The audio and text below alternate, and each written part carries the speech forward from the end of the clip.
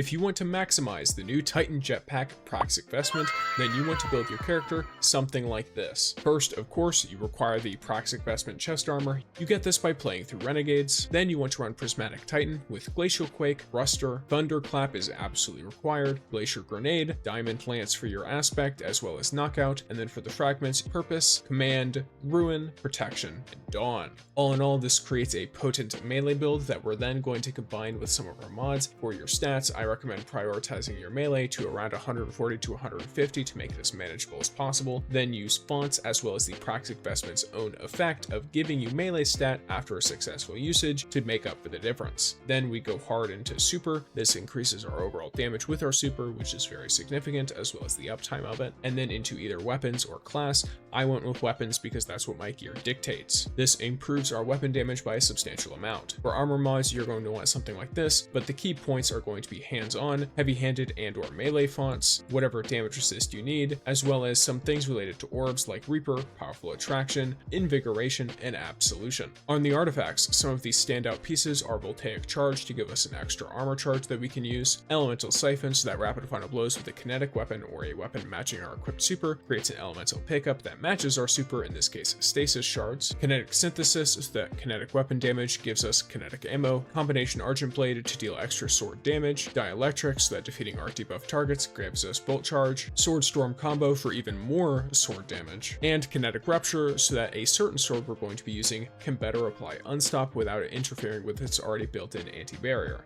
Yes, we will be using the Praxic Blade. Speaking of which, on your Praxic Blade, I'm going to recommend using the defensive form so that blocking an attack it gives us more ammo and we get increased damage for attacking after a block. Then I recommend the Refraction Core so that every time you reflect something back at targets, you can then deal stasis damage that slows them. Then I recommend taking Hyperblade so that reflecting shots also gives us amplified and then gives us a little eager edge effect that I like to combine with a heavy eager edge sword, in this case, other half. I run it with eager edge and surrounded because that just makes sense to me. And you can use this to absolutely zoom around everywhere while also getting a good amount of little damage in or stunning an unstop or two. I then combine this with the new energy hand cannon on Civil Discourse, and I specifically use Outlaw and Jolting Feedback. Jolting Feedback is there to apply arc debuffs, that being Jolt, so that I can benefit from Dielectric. All in all, this build is effective and extremely fun in my personal opinion. If you found this video helpful, then follow me here and check out the card in my bio for more of my content. Thank you guys for watching and have a great day.